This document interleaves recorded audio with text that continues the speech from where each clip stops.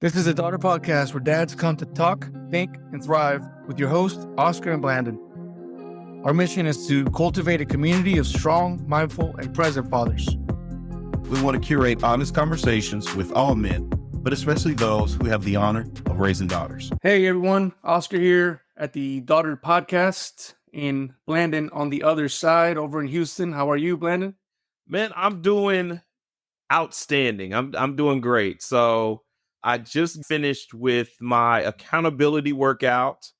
I'm doing this 30 push-ups every day for 30 days. And if you miss a day, you're out. And so I've completed day 9, and we owe it all to our special guest co-host, Joey from the Fuel Hunt, man. Here we go. Joey Bowden, how are you, sir? I'm doing well. I am very, very grateful to be here. I'm so happy to see that you guys are doing this. As I said, like pre-show, it is needed. Like, us girl dads have to stick together. It's a forum that we need. So I'm pumped to be here. I'm ready to jam. Well, if you all don't know, Blandon and I and Joey, we have our Fuel Hunt shirt. So here's the deal, right? So with these shirts, and I want to just bring this out, Joey, because this is very important, right? So with these shirts, like I can't wear it without living what the shirt says, right? So I'm not going to turn around because I'm told that that's rude in a podcast. So I'm not going to show you the back of my shirt. You need to go to fuelhunt.com and go find the shirt. What? And buy it. This shirt right here and his, right? It's growth to the grave. And that is literally the entire reason that Blandon and I started this podcast, is that we realize that we need this consistent growth as fathers in order to be the best we could possibly be for our daughters, so that our daughters can be the best that they can possibly be as they grow and do their lives. And so when I put on this shirt, I constantly know, like, I need to be growing. Like, I need to figure out what I'm doing today to grow. And I say these things because, Joey, man, I know we gave a lot of credit to Trevor, because Trevor put us on blast. Without him knowing, he said, hey, we don't have this community. Right. Let's start this out. Yep. But in reality, Joey, you and your cousin Drew put that together in the Fuel Hunt Rise. And that really is what triggered a lot of things. We'll talk a little bit about those as we go. But Joey, man, thank you for being here. Thank you for taking the time to talk to Blandon and I, but also all the listeners that have been daughtered. And we're going to get into your experience as a father of girls. But hey, man, tell us about yourself. Give us just a little glimpse of Joey, not the business side, because, that already makes us look bad as it is. But, and I only say that because if you all want to hear about Joey's business prowess, I mean, he's everywhere. Like in a bunch of podcasts that I'm constantly listening to, that I'm constantly learning from. But for now, Mr. Bowen, can you give us the real Joey, the at-home Joey, the soft spot Joey with his girls? Who is that? Yeah. So yes, I am co-founder of Fuel Hunt, but I describe myself, you said I'm everywhere, right?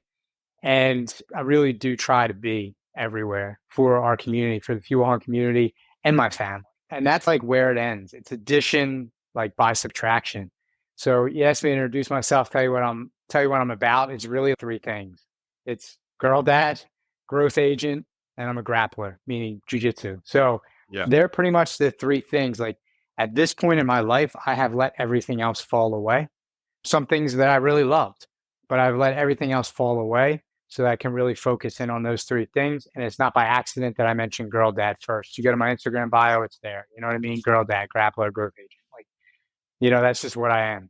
Those 3 things. When I say growth agent, like I just want people to see and seize the power that's inside of them through hard work. I want them to grow. You talked about, growth to the grave and it being a rule of the few and something that the community lives by. I want to be a living, breathing example of that growth on a daily basis, so I can shine a light for others, not just in my family, like my daughters, but in our community too. Well, hey, man, I can tell you without a doubt, Fuel Hunt and in your message came through for me in a very vital time in my life. You guys came about around 2017, right? If I'm not mistaken. Yep. I had major back surgery in 2017. First time in my life that I had ever been really unable to do a lot of things in that recovery process. And I won't get into all of that because that is not really important. But what is important is what you and the community have done for so many is just like, and I know I'm not the only one. It goes without saying. So I'll thank you for some of us in the community that have benefited from the message that you have put out, which is bringing back hard work. Like that's just, it seems to be nowhere to be found sometimes, right? And so I think it's so important. And it's so important now for Brandon and I, because this whole thing is hard work. Yes. And we got to push that, right? And we know that it's important because our girls are important. So thank you for that. Thank you for being here. Thank you for the intro, which I really loved actually, because like I said, the businessman, I've heard many of that intro. I've not heard that one. So thank you for that. Sure. Today, everyone, we're going to get into being daughtered, right? Being daughtered, Joey being daughtered, and share some of our experiences with him. He's going to share some experiences with us. And I think we're going to get a lot out of this. So I'm super excited. Likewise. Yeah. But first, before we get into all of that, Joey, I just want to go back. And we've been referencing our podcast that we had with Trevor. And I may still be a little salty. Okay. I just may be still a little salty because Oscar was slightly gatekeeping Fuel Hunt from me, right?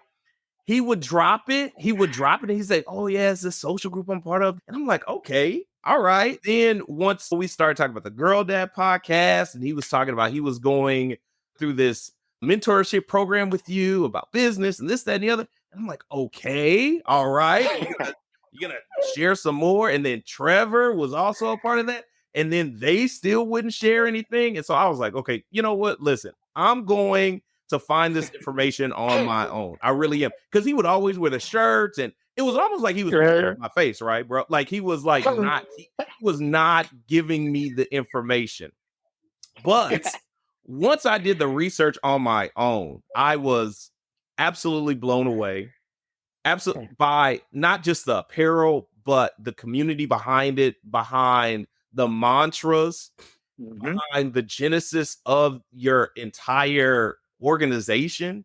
And it really stuck out with me because, like we were talking about, it's the same thing that I tell my daughters. It takes hard work to get anything accomplished. And anybody can complain, and you can have people who you commiserate with, and you can be miserable together, or you can strive to make something happen for yourself. And that's what I've been doing through this challenge. He's been keeping these challenges from me, bro. Like I could have been, I could have been super fit. I could have been looking like y'all. But anyway, nevertheless, we'll get you there. You will be. I'm gonna move forward, and I'm just gonna say, man, I thank you for your dedication to this, because it inspires girl dads like me to get out and not make excuses. I travel for a living, and this whole time I've been traveling, Oscar could tell you, and each and every day since I got this challenge, I set in my mind that I was going to complete it, regardless if I was at the hotel, if my plane got delayed. I was going to do what I needed to do. And you know what? My girls ask me about it now. That's what's so important. Right. They asked me about the podcast. And they also asked me, hey, Daddy, did you do your push-ups? Did you work out? Right? And that's what we want to show them. Consistency behind something. So that's my rant. I just want to tell Joey, thank you. Tell Oscar, screw you for keeping it from me. And, you know, now Joey has officially inducted me into the few. So there we go. I did. I inducted you into the few pre-show, but now, like during the show, I want to make it official. You are now inducted into the few. Yes. If I had a sword or something, I would, like knight you. Man, you know what I mean? You're in. There's no better way to find the few and join the few than through the challenge, through the 30 for 30 challenge, through like effort, and you get it. Like the few, they're just built different. And like they recognize it right away. Like Drew says it all the time. He's like, look, you get it or you don't. Yeah. That's You right. know, when you first see us, what we're about, you get it or you don't. And you got it. So, you know, you're one of the few. It's been the gatekeeping thing's been interesting, right? Because you know, it's not the first time I've heard it. So like even this year, like I've sent out some emails basically like explaining, like I get emails every week, and we won't go too far into this, but I get emails every week like, Joey, I'm on your list. You know, I really want my first Fuel Hunt t-shirt, but like I'm just not where I want to be. I didn't reach my goal. I'm looking for this win. I haven't achieved it yet. And I'm like, look, like it's about the work, not the win. So if you're here and you get it and you're willing to do the work, you're one of the few. You're not one of the few once you achieve your goal or get to your dream state or whatever. You're one of the few during the journey. Man, that's amazing. So I always tell them, like, you're missing out. Like, get in now. Like, get in while it's good, you know, on the journey. Because once you climb to the top of the mountain, it's not as fun as the climb. Yeah. You know, and that's just, it's one of those things, man. Like, people don't believe it, but it's true. Yeah. You know? When I have to say a couple things. So one, I wear 2 uniforms. My wife says, yes, he does. I wear my military uniform and I wear my Fuel Hunt uniform. Yes. Like, which means so much to me, man. I kid you not. Like I could bring her in here. She would confirm. She's like, is that all you have? I'm like, yeah. I'm like, what else do I need? Right. So well, Joey, on that point though, we may need to talk about a little bit more like dad gear, you know, as we go forward. And just we can do that. We can do that. I got some things in the hopper, so we may be on the same page already. Of course you do. Yeah. The other thing I wanted to say was that I was a little bit gatekeeping. And here's the reason. He admits it. Here's the reason. All right. And I think Trevor and I think if Trevor was in here, he would probably agree, right? Because one, I started to research a lot more business stuff because I've been talking to Joey and he doesn't know it, but he's been one of my mentors so far, like beyond what I can imagine. So I can't thank you for that enough for that, Joey.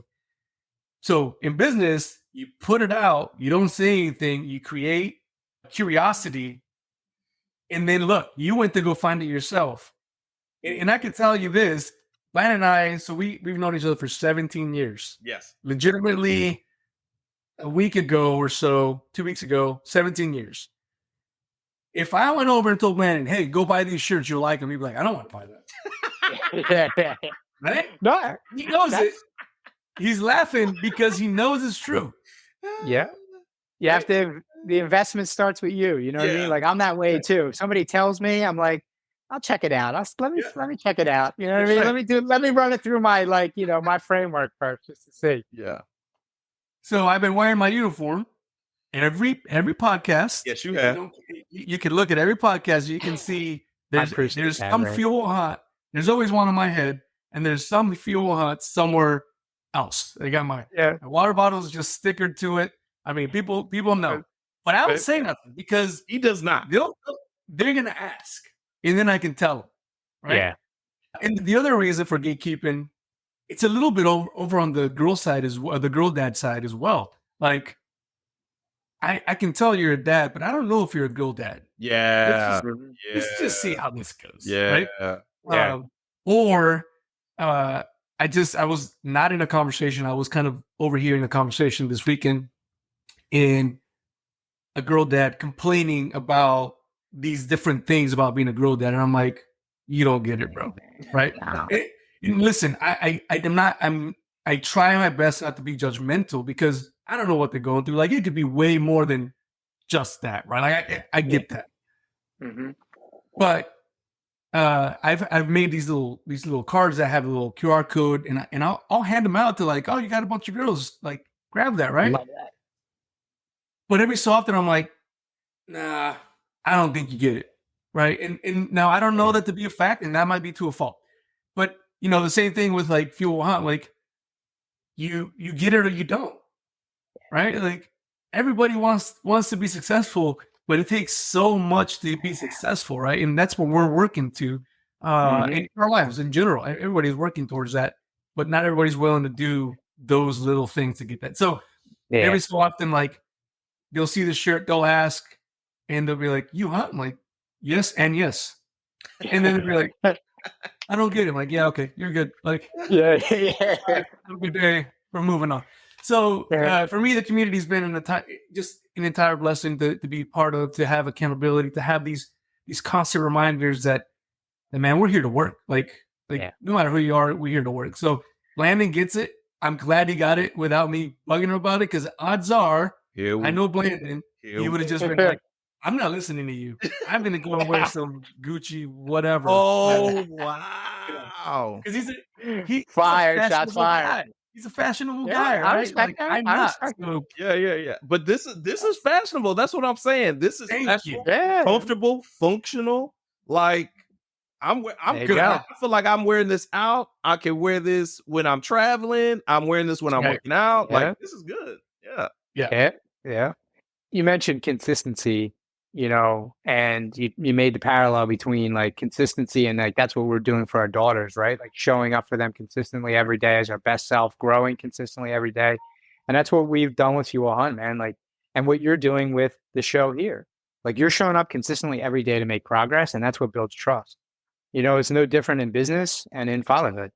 You can't be, detached and not show up, because that doesn't build the relationship. It destroys it with your daughters, So consistency is so key. And we're just showing up every day, me and the team of Pure One HQ to just, do what we do, the work.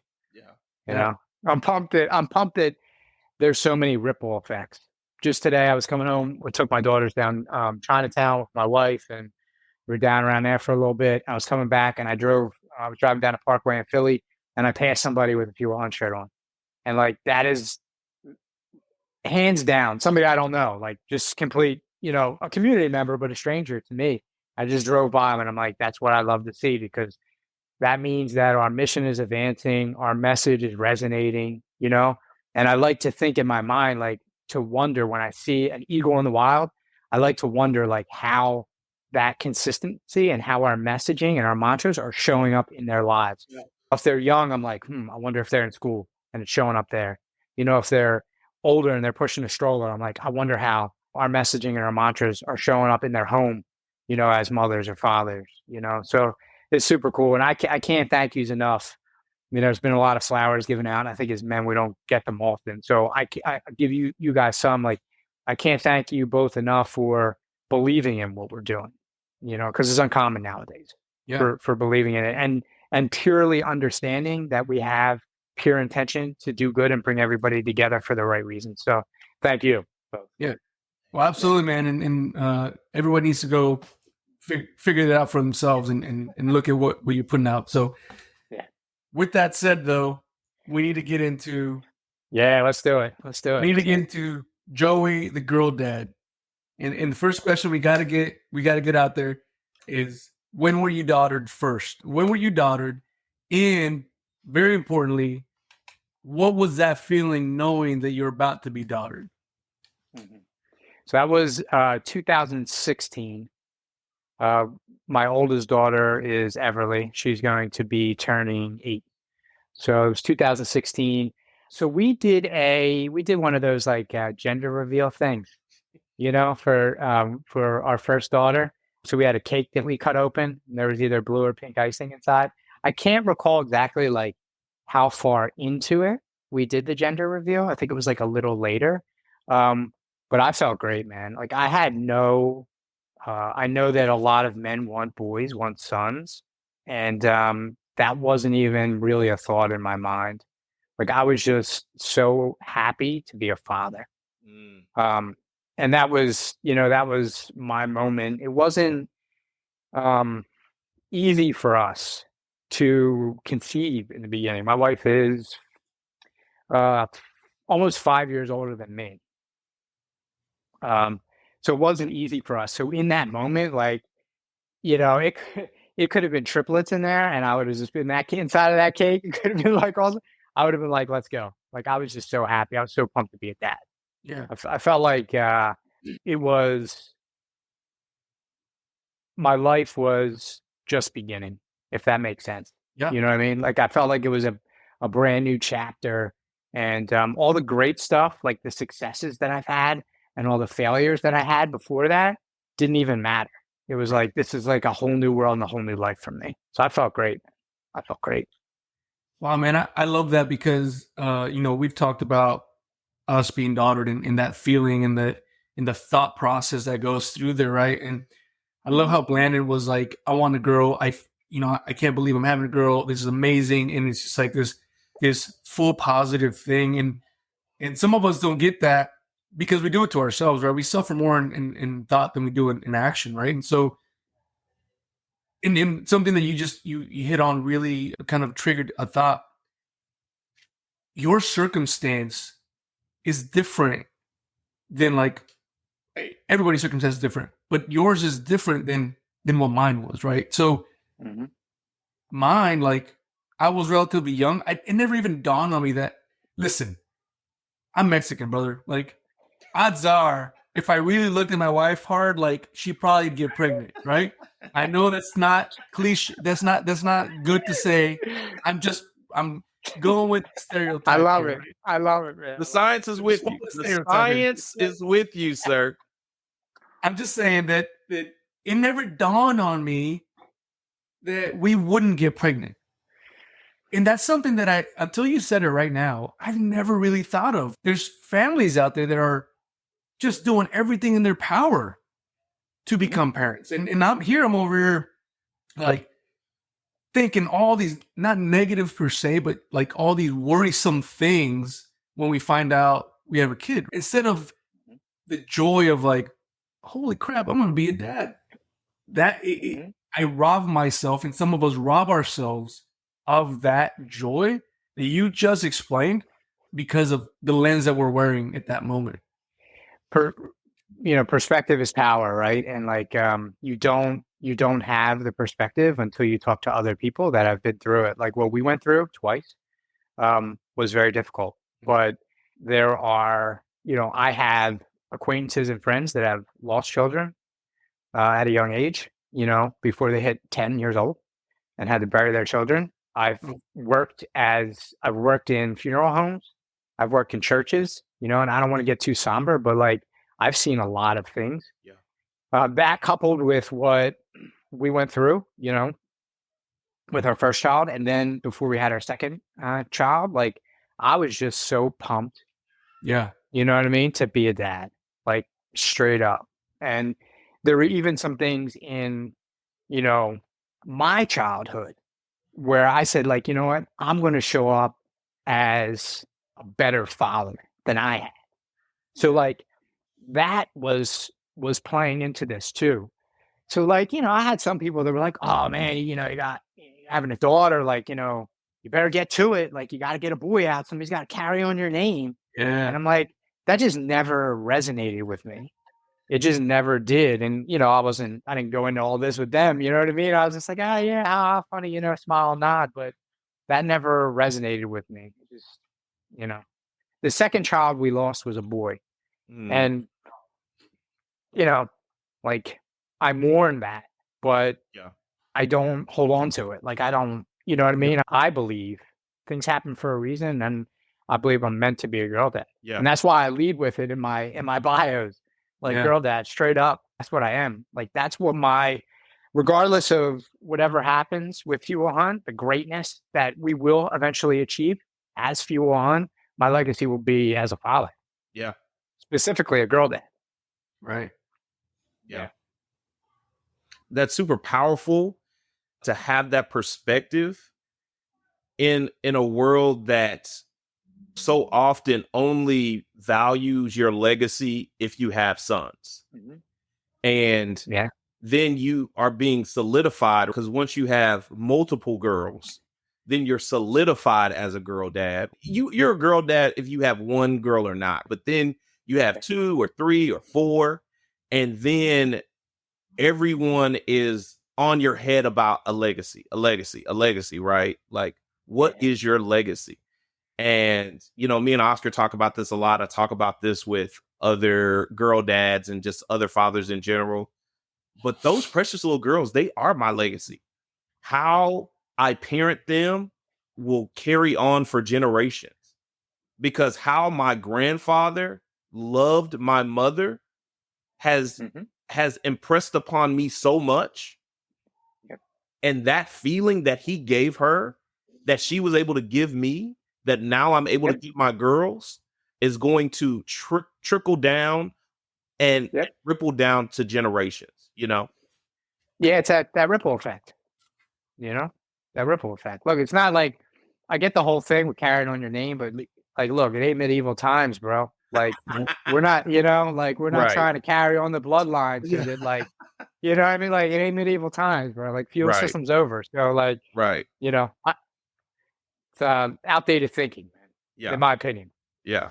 Yeah. You know, and we had a conversation last week with one of our guests, where that mindset of raising a boy and having this bloodline or this name continue, we, and I mentioned this before, like, we're biased, right? I'm biased, and I'm good with it. Yeah. But even with the bias, like, they as in fathers of boys have an important job. And in us as father of girls, we want them to do their job right. Yes. Right? We want them to raise those good boys. We want them to raise good men that treat our daughters the way they deserve to be treated. And so, again, bias or not, that's huge. And what we're doing for our daughters plays 100% into that, because the father that I am to my girls will inevitably affect the man that comes into their life. And that in itself will affect how she is a woman. And so our job as a father of daughters, especially nowadays, I just can't see a more important job. Yeah, I agree. Like my mother had me young, single mother, and her strength is what I want my daughters to have. You know what I mean? Because weak and strong doesn't make strong. Strong and strong makes strong, right? Is basic. Is basic Right. principles. Yeah. So I agree with you. The job that we have is critical, not just to make sure that our girls are strong, confident, independent, but later on in life that a man steps into their lives that has the same qualities, so Right. that they can, if they choose, right, have children and strengthen society. So Right. like I don't know, I was going to say selfishly, but I don't know if it's so much selfish because it's more service than anything. Like, I look at the job that I'm doing at home. I told you I do three things, right? It's like family, fuel, hunt, and jujitsu, right? The family and the fuel hunt thing, like, I'm working with my wife to raise strong, independent, confident, curious daughters, right? And then on the fuel hunt side, that's when I can have the same type of impact on young men. That's You know right. what I mean? Yeah. Growing up, and even the parents of kids, of boys. So like I'm trying to get at it from both angles. Just to and inevitably make a smarter, stronger society for everybody. That's I'm a with you, great man. point. I never thought of that. But yeah, Yeah. the community that Fuel Hunt will raise that man to be Yeah. someone who doesn't come with excuses, someone who comes to work, someone who doesn't feel entitled, someone who can give as much as they can. That is what the goal is. That is the standard. Like, I want my girls to see all these things so that they value those things. Not so that they go find that person, but in valuing those things, they will find that right person. Like attracts like, so like, they value it, but they also they exude it, and then that attracts the same, like attracts like. And before we go any further, I know we're a little ways in, like, I wanted to underscore what you said. I am not perfect. You know what I mean? As a husband, as a father, as a leader, I'm not perfect. I fall into what I call the gap between knowing and doing. I fall in that gap, and I fail just as much, probably way more than the average person, but actively on a daily basis, I'm trying to jump that gap. Like I know what I need to do and I'm trying to do it. I'm trying not to fall in that gap. So, I can tell you a lot about what I do right today. You know what I mean? As a girl dad.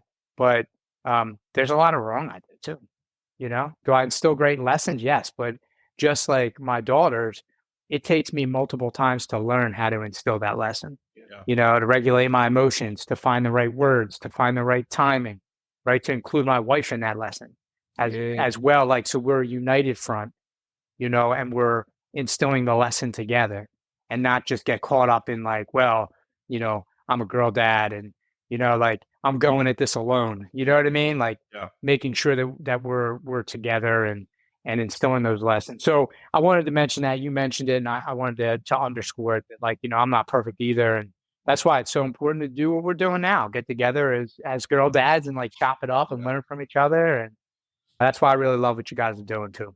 Yeah, you kind of jumped the gun a little bit on me, Joey, because it kind of goes into my next question for you. Because if we kind of look at you, we see the merch, we see the apparel, we hear the mantras, everything I think appears hard, and not in a bad way, just hard. Like when people are judging something, it looks edgy, it's tough, it's challenging. But I think my question for you is, I know you're not that way all the time with those two pretty little girls that you showed me. So what is the thing that softens you? Like what are those moments with them? And I think that's what viewers and listeners want to hear on the other side of the girl dad, right? Is it baking with them? Is it, for me, it's like playing dress up and doing all the things? Is it watching the movie? Like, what is that thing with you and your girls? Yeah, we have a lot of them. Yeah. We have a lot of them. I think like my favorite thing to do with them is the daddy daughter day, which I talk a lot about because it's not just like we go and do something, we participate together in planning what we're going to do. And it's like a full day, bro. Like we'll get up at 6 or 7 in the morning and then we don't quit until like 9 p.m. at night. It's like a full day and we jam pack everything in there. Everything. We're fishing, we're scootering, we're going to the museum. We're cooking, we're straightening up, doing some housework, cleaning around the house. Like it ain't all fun. We'll do some of that in there too. You know what I mean? Like they're my favorite times. That's kind of like at the macro level. At the micro level, what softens me up, the hand holding, the hugs. When you come in after a hard day and they're just there, and even if they're engrossed in something like their homework or Legos or whatever, and they're just like, hey, daddy, they just turn around, they look, they give you the smile, immediately it melts you. Yeah. And, I don't know about you guys, but I've never had that type of joy on demand. I'm a very intense person. As you can probably, I say this like, oh, I'm intense. And everybody's like, nah, dude, you're like chill. You're like cool. Everything's good. I'm an intense dude. Like if you spend, like my wife will tell you, I'm intense. I'm stoic. I can be difficult at times. You know what I mean? And that's kind of how I've lived my life. Very serious. That's how I've always been.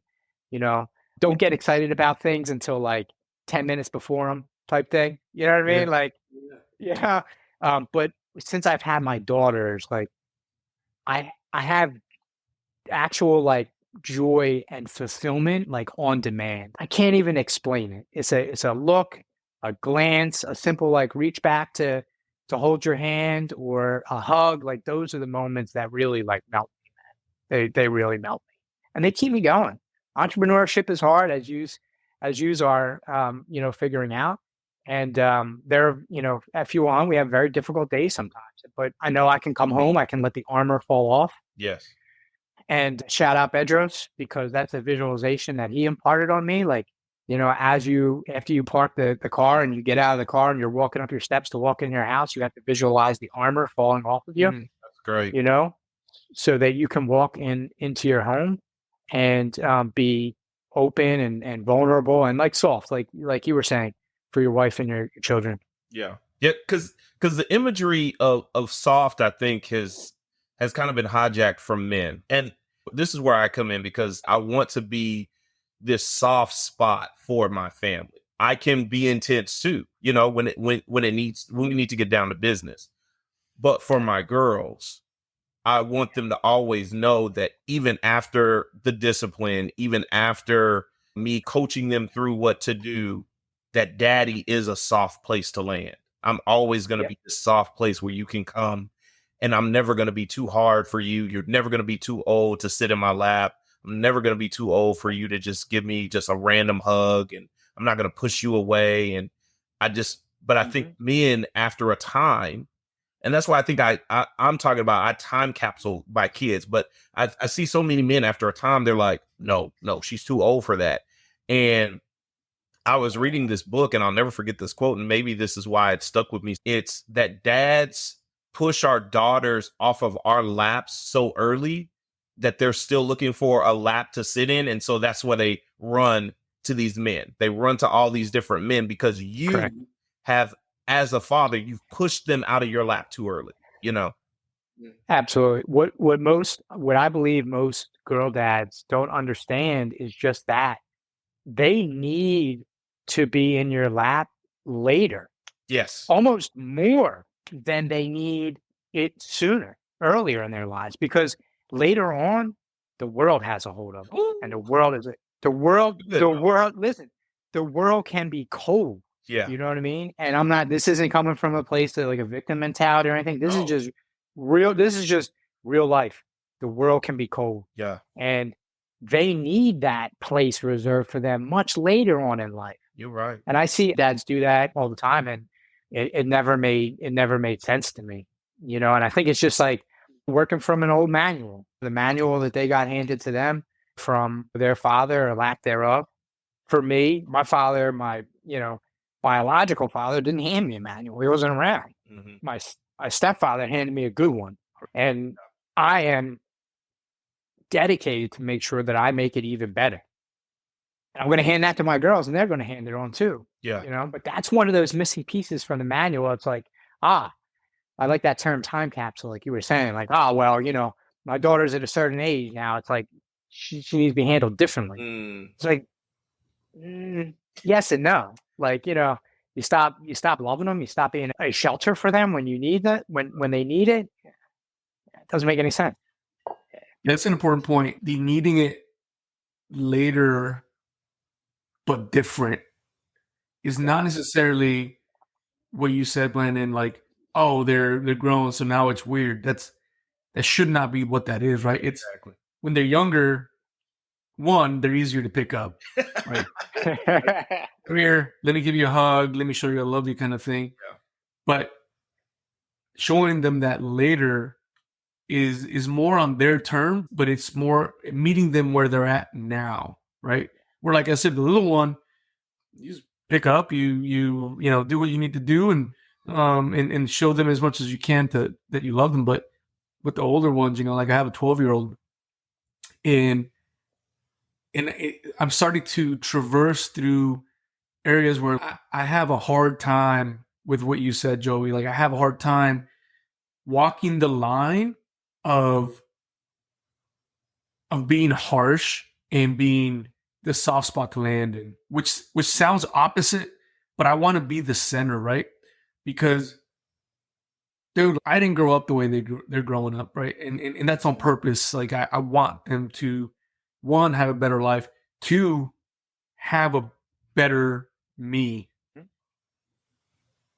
But the world is out to get whoever doesn't want to defend themselves, whoever doesn't want to play that game. Yeah, that's it. But the weak do fall. It happens. I always tell my daughters, like, be the warrior in the garden, not the gardener in the war. Make sure that the world doesn't eat you up. But I do that many times in a harsh manner. Don't worry about that. Don't do that. That doesn't matter. The world's going to eat you up if you do this. It's like, that is not the way to go about that, right? And I find that I'm learning from you two gents right now. Like, I'm missing some of that. And I try to show them how much I appreciate and love their mother, because I want them to see that as well. But at the same time, like, because I think I want them to be strong, independent, hard girls, I start to, maybe even too early, start to like be hard on them. Yeah. I mean, so the only way I can sit here and speak the way I'm speaking is because I made the mistakes. I was just talking to Shane. You spoke to Shane. Hopefully, you're going to have him on the show. Shane Burgos, a friend of mine. I was speaking to him last week, and we both agreed that we grew up specifically with our first daughter, right? Like I had to grow into this person that I am now at the expense of my oldest daughter's few early years, because I didn't know what the hell I was doing. There's 3 types of parents, right? There's a helicopter parent, there's a drill sergeant parent, and there's a consultant parent, right? I was never a helicopter parent. That is not me. I'm like, fruit's moldy, eat it. You want to go 1,000 miles an hour on your scooter? Do it. You want to walk around the block by yourself? Go for it. You know what I mean? Like, I'm not a helicopter parent, but I was guilty of being a drill sergeant parent with my oldest daughter in her first couple of years. Don't do this. Don't do that. If you do this, this is what's going to happen. There were a lot of do's and don'ts and a lot of consequences without a lot of love and empathy wrapped around. I wasn't like yelling at her. Like it wasn't like when I say drill sergeant, you know what I mean? Of course, sometimes I did yell, but there were more commands than there was consulting. Now I consider myself a consultant. I might have the answer to your problem, but I'm not going to steal your problem. What I'm going to do is I'm going to help you think through it. We're going to talk about it, right? We're going to talk about what might happen if you make the decision you want to make. Right. And if the price tag of failure is low enough for the decision you want to make, I'm even going to let you make it. Yeah. Report back. Like, Yeah. like I'm in that consultant role. And I find that actually strengthens the relationship. Everybody's like, oh, you're one of those parents. Like, you give your kid choices. I'm like, damn right I do. Yeah. And I let them choose the wrong one. That's why it's not soft. Because, like, literally, I'll let them bust their face. Like, to the point where almost they got to go to the hospital because they going too fast on the scooter. Hey, you think this is a good idea? There's cracks up ahead. I got this. Okay. If the price tag's low enough, I'll let them fail. That's how I roll. But I was definitely guilty of being a little too harsh, like you were maybe saying. One other point I just wanted to hit real quick. Like I was having a conversation with a friend the other day, and this sounds a little probably too realist for most people, but it's almost biblical. There is a law of the universe, and it's all good will be attacked. It's just how it is, right? You plant, right? Your vegetables, your fruits, your flowers grow. What's the first thing that happens? The insects come to attack it. The rabbits come to eat the tops off it. All good that is grown will be attacked at some point. So, damn right. We're doing the best to grow our daughters, and they have to be strong enough to withstand those attacks of the world. One thing you hit, and I've said this in the podcast before, and this week specifically, I've been thinking a lot about this because the video's been kind of circling a little bit. And I said something to the tune of like, your oldest is in service of their siblings without ever having chosen to be in service of the siblings. And I've said that in the podcast, and I truly believe that because I treat their siblings different because I've learned through her, right? I've learned through my oldest. But one thing that's been really like almost bothering me is that I didn't say it in that video. And it's that she's also inadvertently been in service to me as a growing father. And that's the one, man, that's the one that like hits me in the heart because like, I'm glad that her siblings have a better dad because of her. But I hate that I made so many mistakes with her. You know what I'm saying? And so that's something that I hope to find a way to give her credit for because I'm who I am because I've learned to be who I am through her. And you said, Joey, in the early years, brother, I think I'm doing it every single time, right? Like there's things that I get after her that I'm like, I probably shouldn't have done that.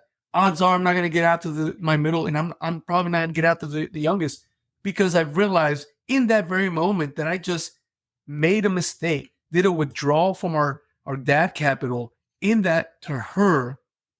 It's hard to put that back. So that's been one thing, man. Like you kind of hit me through a dart there, Joey. Like it really got me because I've said that before in this week, and I can't tell you exactly what triggered that thought process.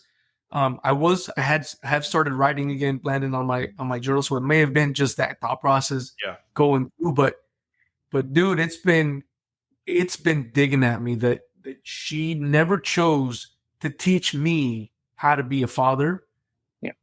And I've made just a tremendous amount of mistakes with her for the benefit of her sibling. It's just crazy to me that she didn't have that choice. Yeah. The oldest has quite the responsibility, and they don't know it.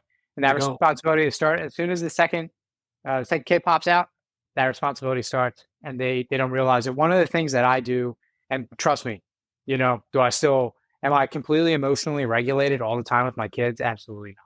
You know what I mean? Like, do I raise my voice? Yes. All the, you know what I mean, dude? I am perfect, bro. Let me meet that dad. Let him bottle it up and sell it if he's always emotionally regulated. I'm sorry to interrupt you, but whoever that person is, it's the truth. Sell it. I don't know who you are. It's the truth, yeah. But like, those little bits, dude, put them in a jar and sell them. You're exactly right. One thing that I will say though is like with my oldest, now she's younger than your oldest, right? But my Everly is a very, very mature 7-year-old. Like I said, I grew up fast as a kid, and I started doing that to her.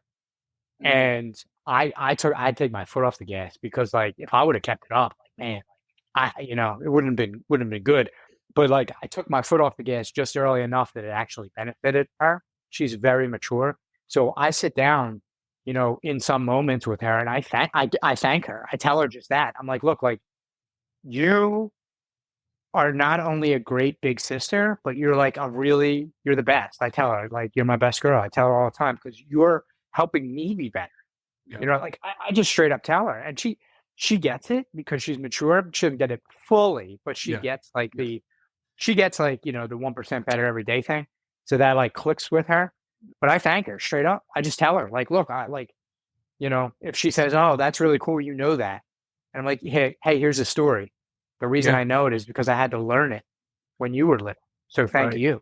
You're the reason I know. So I try to thank her as much as I can, because she didn't choose it, but boy, did she do a service, to me and my wife and my younger daughter. Yeah, for sure. Yeah.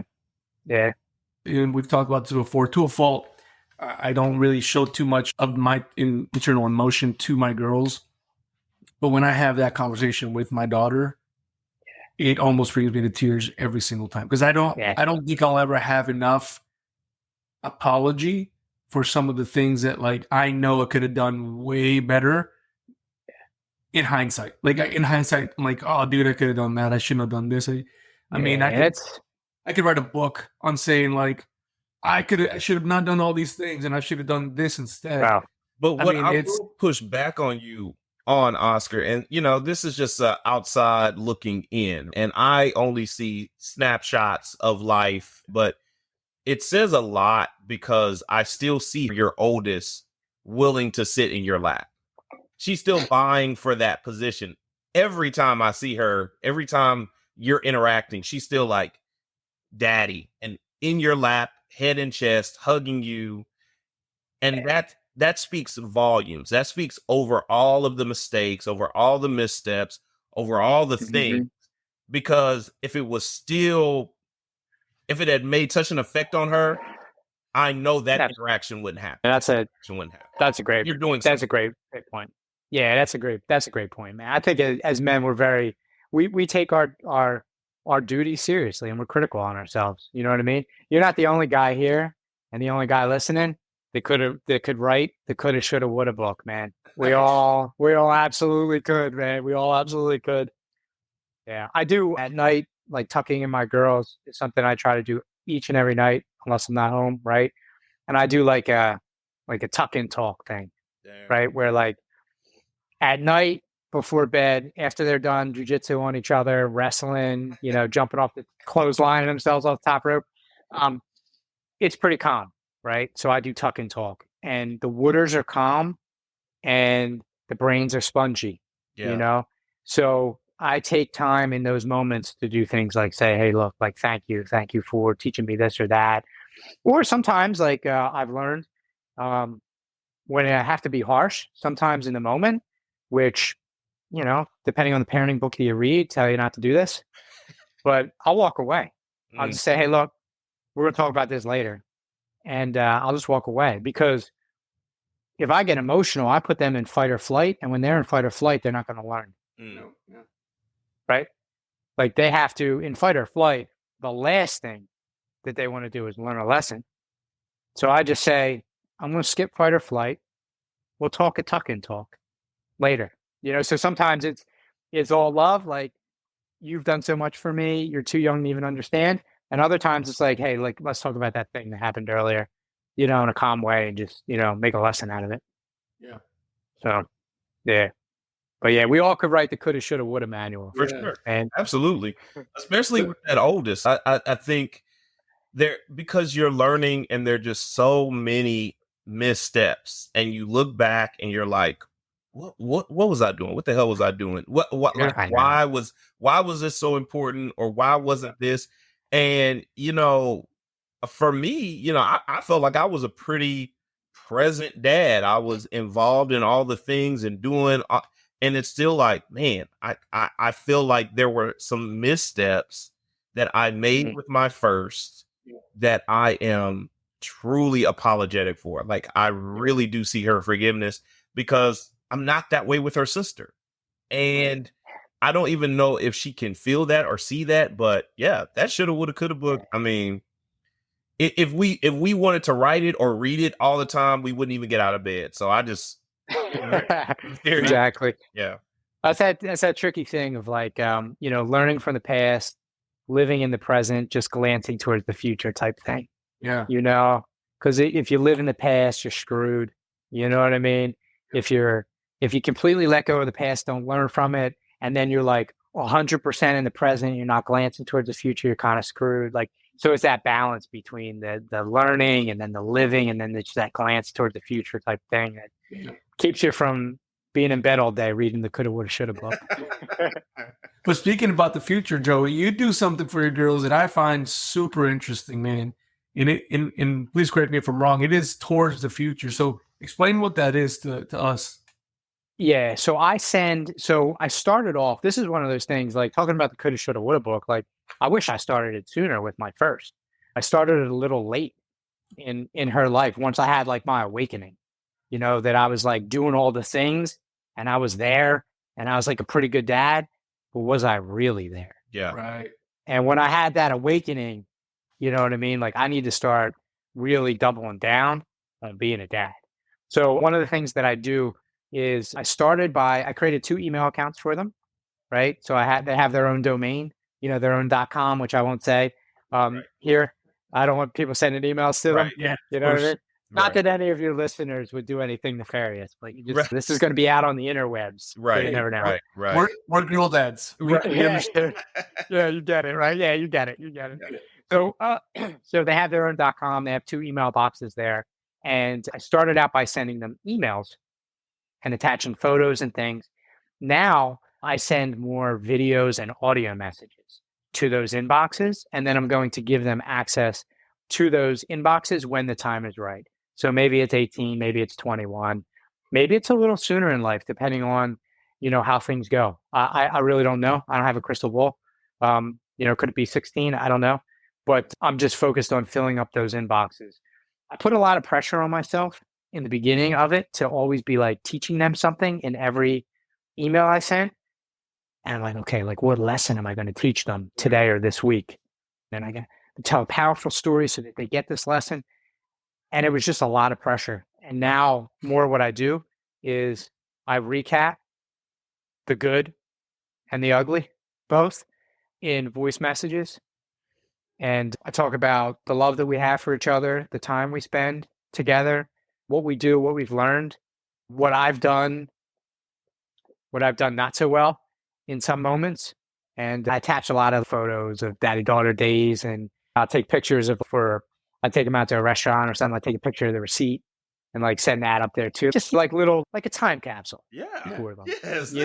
But it's a digital. You have a digital one. capsule. That's beautiful. Yeah. And again, like, I am not perfect. Like, I set out to do this every single day, and I miss days. But I'm in a pretty good habit of when I drive into HQ in the morning, I will record a voice note for them, sometimes on the drive home too, but definitely when I go in, and I treat that kind of as like my gratitude exercise. A lot of people have journals, some people, different gratitude exercises that people do. I find that me writing down like what I'm grateful for, which I've done in the past, it doesn't hit as hard as me having to speak to my daughters about the time we're spending together, potentially what I'm grateful for, because that makes it like really real for me. So it's like a little selfishly, it's also like a little bit of a gratitude exercise, but makes me better for everybody when I do it. So yeah, so I'd highly recommend it. I would highly recommend it. When did you start this? Oh man, Ish. probably 2018, maybe. Okay. Have Something you like that, gone yeah. back and watched any of that? No. All the emails are unread. Of course, the videos and the audio messages and stuff like that I upload, like Yeah. I have OneDrive, so I'll upload them from my phone. So they're on my phone. So like I'm a big like voice memo guy. Like it's always running. Like if I have something for Fuel Hunt or I have something for them, it's always running. So yes, am I guilty of sometimes, like looking for something in my voice memos and then I find one I sent to them and I listen to it. Like, yeah, I'm guilty of that. But I haven't actually logged into their email accounts and looked back. No. Gotcha. Yeah. I think that's super intentional, man, and that's one of the things that Brandon and I talk about a lot is intentionality and presence. And that's a very present thing to do because I'm always the dude that takes it to this direction, right? But God forbid something happens, right? And now they have something from you, like they have something. I credit our podcast and Brandon with this because my job every so often makes it a little dangerous to be around, right? So if they can have this, if they can have some of that thought process that like maybe allows them to understand how much love I have for my girls, I mean, that to me alone is gold, right? It's gold in the bank. But that is super intentional, brother. That is to a whole nother level of intentionality that we could all take note of. Absolutely. Yeah, I was gonna say that's like next level dadding right there. That is next level legacy leaving, right? Because so often, people just have like that last voicemail. They're holding on to that. But this is, you have saw so far into the future for them about loving them, though. You know what I'm saying? And what that will do to them. What kind of effect that will have on how they see love and affection and care and intentionality.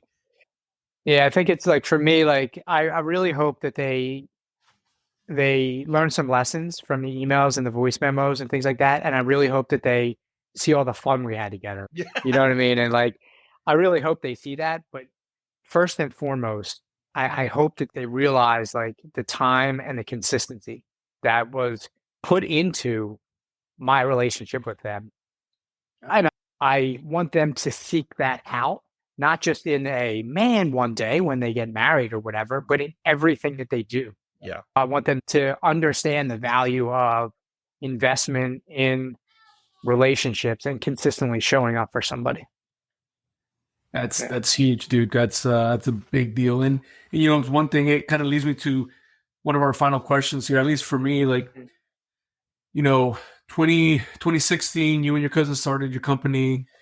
Obviously worked the heck out of that, but you were working a full-time job. Drew was working a full-time job, and you were starting to work Fuel Hunt, and you want to spend time with your girls, and you're doing it for your girls.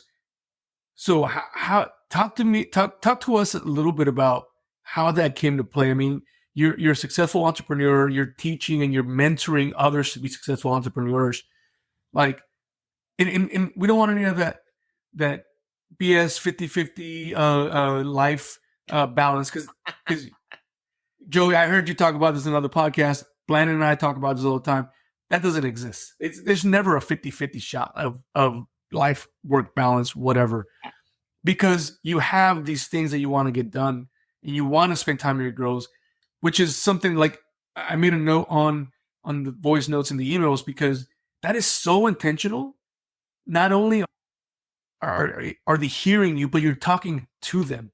My girls may listen to this, but I'm not talking specifically to them. Hopefully they feel that I am, but I'm not, right? But I bring the emails and the notes to the same question because with that, some of that time that they're missing with you because you're busy, because you were so busy, it's going to get captured in those moments, right? Because we've learned now that it's not necessarily the quantity of time as opposed to the quality of time that you're spending. Oh, absolutely. Yeah. You guys have heard it over and over again. Like we say it on the Fuel Hunt Show all the time. Like everything sounds cliche until it doesn't. Like, Right. until it really shows up in your life, right? Then you're like, now I understand this cliche. I think that balance is a myth, man. I don't think balance exists. Like a 50-50 thing, it doesn't exist. Think about a guy walking a tightrope. You know what I mean? There's flex. He's like almost falling off. Then he's recovering. Then is not an even like balance. He's just walking across it. So it is very much a mix. I mentioned it at the beginning of your show. Like for me, it's addition by subtraction. Like how did I get all that done? I stopped doing other things. Yeah. Point blank period. And some of those things I really love. I'm a sports fan. I had season tickets to the Flyers for multiple seasons. I stopped. I haven't watched sports and I go to a baseball game with the girls.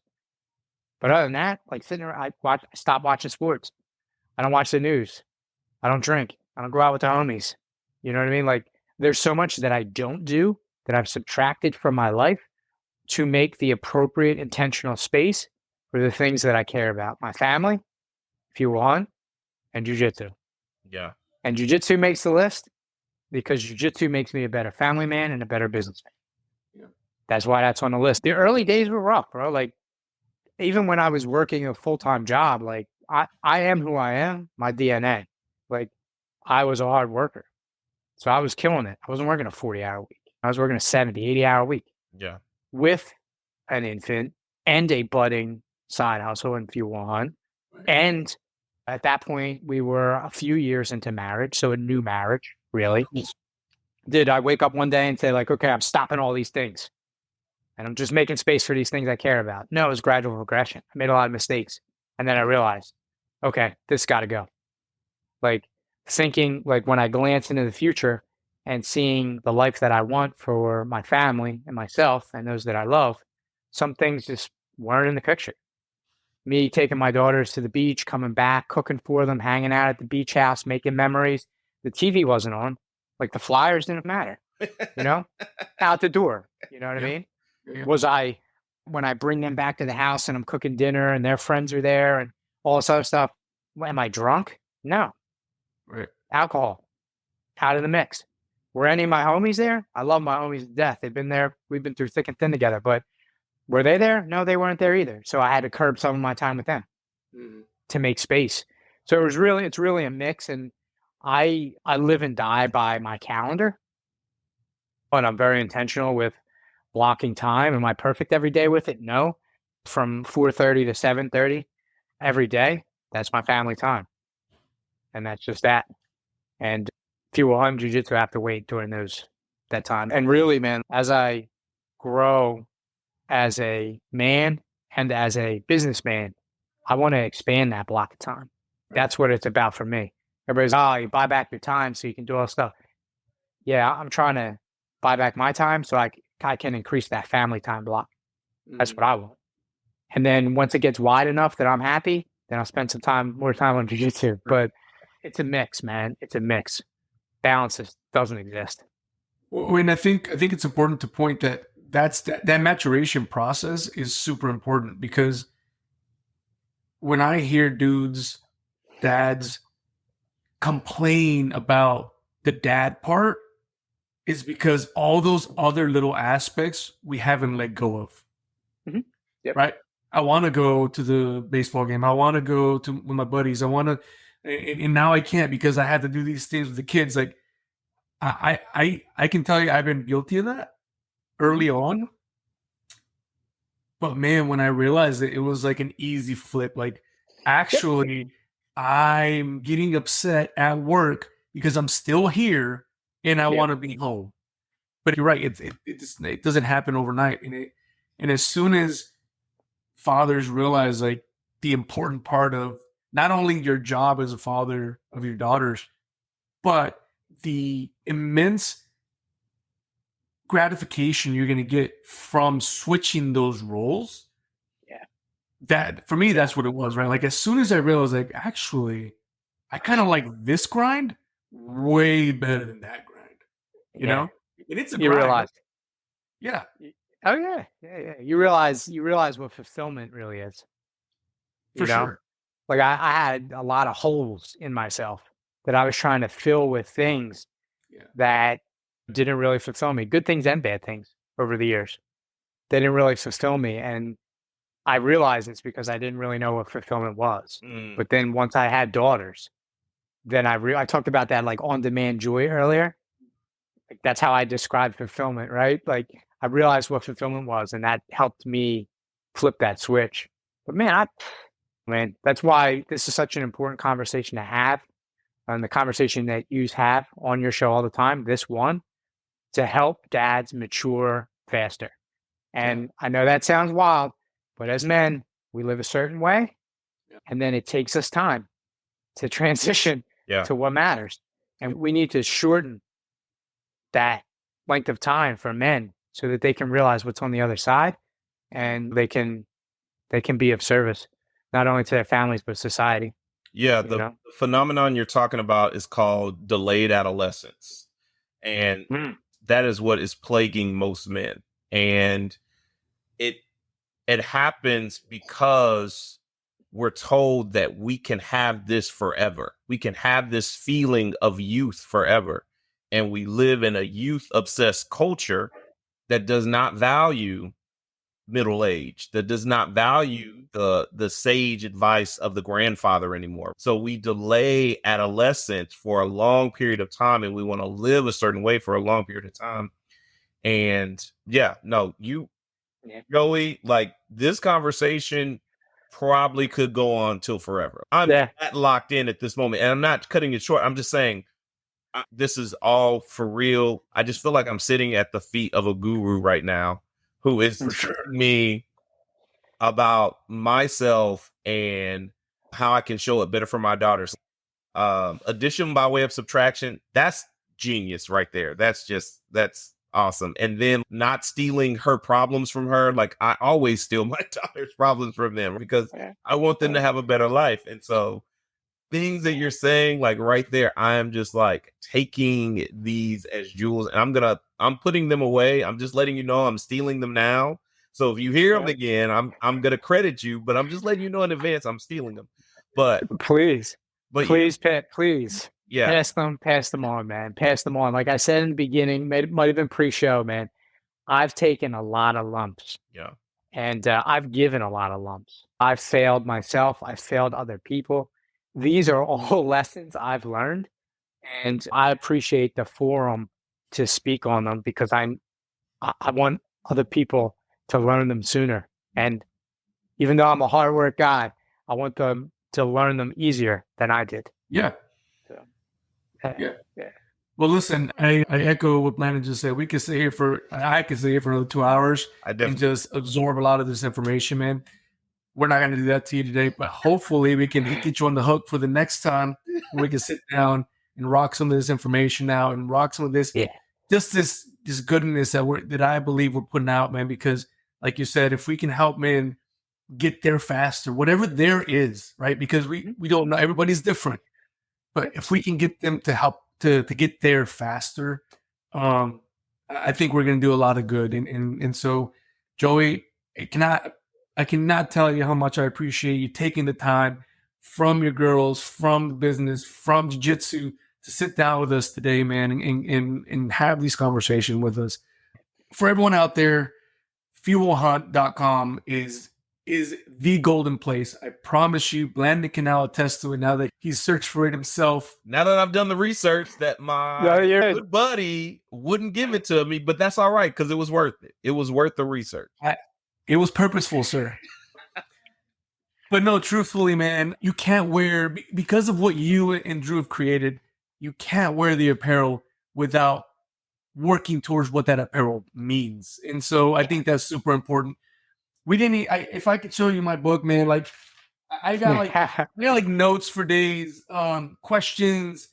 Like I said, look, we'll get you back on here, but we'll run it back, dude. We'll do a part 2. If you got a closing question, hit me with it. Like, my time is yours. I know you got probably a length that you want to subscribe to for your listeners. I'm here with you guys. Like I said, I want you to win. So however I can be best of service.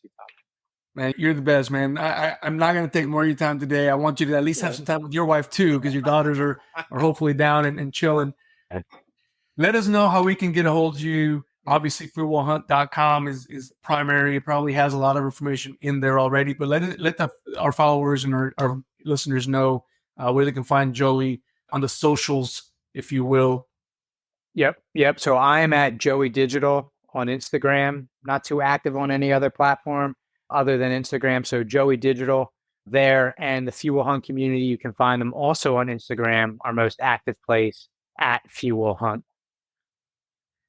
And for all y'all that are interested, Fuel Hunt Rise is the community that Joey has discussed with us a little bit, the community that Landon has been inducted to until he pulls the trigger, and I'll help him do that. I won't gatekeep there. Don't gatekeep there, man. Come on.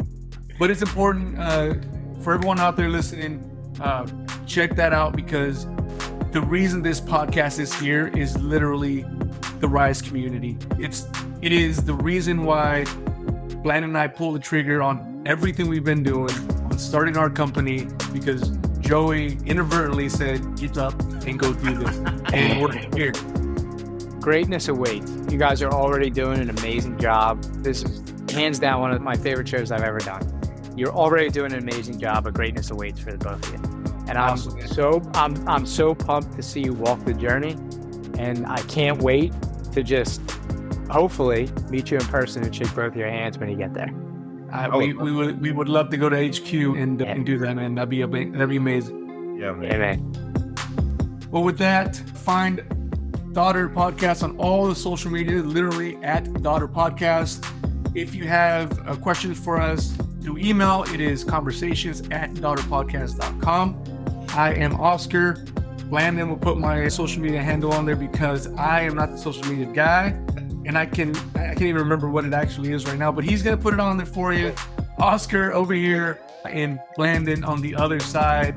Joey, once again, thank you so much for everything. Thank you for being here with us, and we'll see y'all on the next one.